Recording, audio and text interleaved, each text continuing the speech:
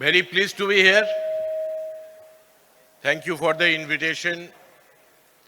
I compliment the organizers and particularly thank Mr. Saurabh Adhikari, the CEO of Vivekananda University.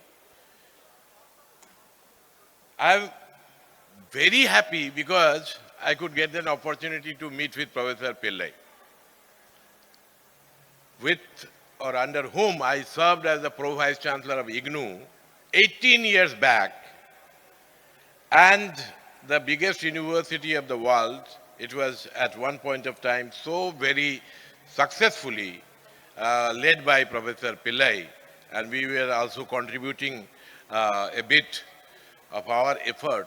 The man was much ahead of his time, and that is how and why everyone was very much interested, enthused, and at the same time a bit skeptical. But everything that was done at 𝐀𝐻𝐭 when Professor Pillai was there, I'm very glad to announce that it is the exact things which is being practiced by all the universities across our country. And so therefore, since he is here, I thought that I should mention, because I was personally involved, worked as a Pro Vice Chancellor there. Now, I would not take much time, but except make 4 points. And this, I suppose, I shall be able to conclude in about 5-6 minutes' time.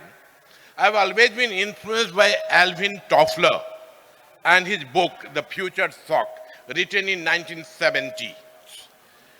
In that book, there is a line, and which is associated with Alvin Toffler's entire work, that the illiterates of the future will not be those who cannot read or write. Everyone can read and write. But illiterates are going to be those who cannot relearn, unlearn, adapt to themselves to the future.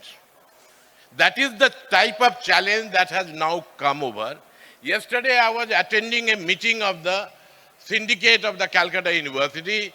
After the discussion on the 42 items on the agenda, I rose to propose that Calcutta University must now introduce some aspect or element of courses related to artificial intelligence in every stream, every branch. The proposal was accepted, and in future terms, this is what is going to happen. Question is that which are the universities which are ready to adapt, and which are the universities which are going to exhibit the lag, the gap. The major problem is that the world of science and accompanying it, the technology, is marching ahead. But our belief system, our philosophical moorings, our social settings, these are not keeping pace. And as a result of what is happening is that there is a shock. That there is a shock for everyone because they are unable to comprehend, relate to the changes that is coming up because of their belief system and so on. So now that is what Alvin Toffler said, the future shock. Everybody is going to be in the shock. Now, are we also keep on going to be shocked by the tremendous advances that has been achieved by yet other countries, other civilizations, other communities, other set of system? Or are we going to not only catch up, but actually do much better? And in fact, it is possible for us because the type of changes that is affecting the world, that changes is in the domain of technology. And it is in this respect where India is not a late starter. So therefore it is possible.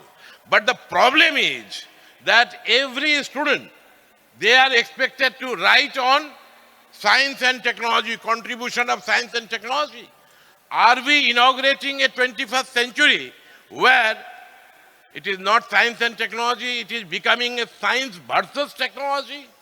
Is it so that the scientific knowledge, the base and basis of the civilization or the civilization forces are being weakened and undermined by technology, which is of course value neutral and which actually can be misused, and possibly it is being misused.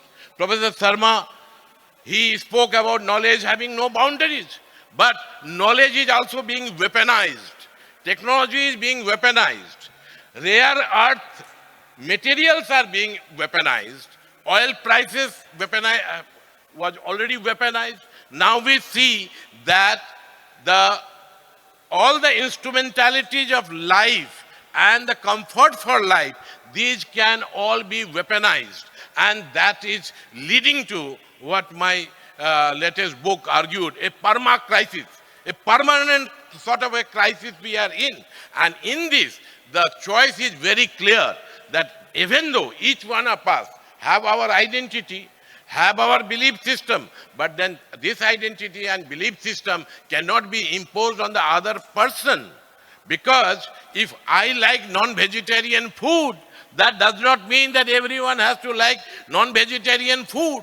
But the problem is this mobile phone of mine is actually telling me so. If I start liking such and such leader or such and such ideology, then next day I will think that the entire world is doing because I have the same type of feed. So therefore, we have to be careful about post-truth. And there are so many educational administrators here. Post-truth is a reality. The truth can be manipulated. We have people who are saying that within 24 hours, it is possible to make an untruth to be the truth and a truth to be a falsity. So therefore, the technology has to be in the service of science. Technology cannot be used to manipulate science. And I will conclude by saying that in 1921, when the census was taken in this country, average age of the population of an Indian was only 21 years. Because of the march of scientific forces in the world, the average age of an Indian is more than 72 as of now. So everyone's age has been added by 40, 50 years. It is much more than, in say Soviet Union or Japan. This is coming up because of science. And so therefore, any type of an attempt to undermine science has to be necessarily, not acceptable, has to be rejected, whatever the source may be. I'm very thankful that all of you here have given me this opportunity, particularly grateful that Professor Devnayan Bandyopadhyay, who is the Chief Advisor of the West Bengal State Council of Higher Education, is here. And I'm pretty sure that some of the recommendations that is emerging out of the very erudite speech of Professor Sharma, Professor Pillai and Professor Suranjan Das and yet others, that will be, passed on to the government of West Bengal. And here in Bengal, both Professor Pillai and Professor Sharma, they have mentioned that we have always been ahead. I am not very much sure that whether we will be able to keep our pace, but then of course this education fair shows that Bengal can and we must. Thank you very much.